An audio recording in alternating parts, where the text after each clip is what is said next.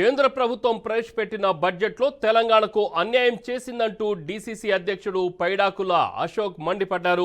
ములుగు జిల్లాలో గిరిజన యూనివర్సిటీకి 211 ఎకరాల భూమిని కేటాయించిన యూనివర్సిటీ భవన నిర్మాణాలు చేపట్టకపోవడాన్ని తీవ్రంగా ఖండిస్తున్నామన్నారు.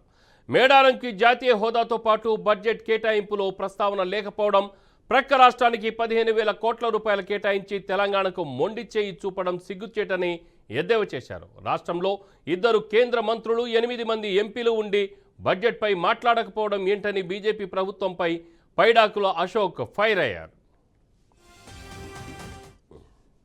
ప్రవేశపెట్టిన బడ్జెట్లో తెలంగాణకు తీరని అన్యాయం చేసింది. తెలంగాణకు ఎటువంటి నిధులను కూడా కేటాయించకపోవడాన్ని తీవ్రంగా ఖండిస్తున్నాం.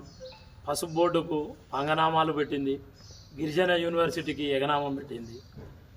విభజన చట్టాలకు పూర్తి స్థాయిలో తీరని అన్యాయం చేసిండ్రు.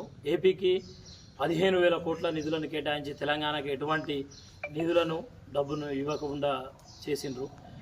ట్రైబల్ యూనివర్సిటీ గిరిజన యూనివర్సిటీకి 211 ఎకరాల భూమిని అప్పజెప్పగా కనీసం వాటి భవన నిర్మాణాలకు ఎటువంటి నిధులను కేటాయించకపోవడాన్ని తీవ్రంగా ఖండిస్తున్నాము. ఇక్కడ తెలంగాణలో ఐఐటి, ఐఐఎం, నవోదయ స్కూళ్ళకు కూడా ఎటువంటి నిధులను కేటాయించలేదు. పూర్తి స్థాయిలో ఎటువంటి నీటి పారుదల శాఖ కానీ, రోడ్ల నిర్మాణానికి వెనుకబడిన జిల్లాలకు ఎటువంటి నిధులను కేంద్ర ప్రభుత్వము తెలంగాణకు నిధులను కేటాయింపులో వివక్షత చూపించిందని మరొకసారి తెలియజేస్తున్నాం. 8 మంది ఎంపీలను గెలిపించి 2 కేంద్ర మంత్రులుగా ఉండి వారు ఎటువంటి నిధులను తెలంగాణకు తీసుకురాలేదు.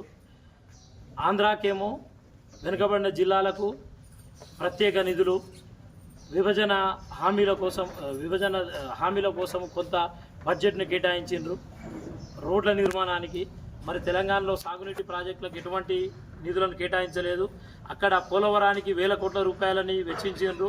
మన దగ్గర ఎటువంటి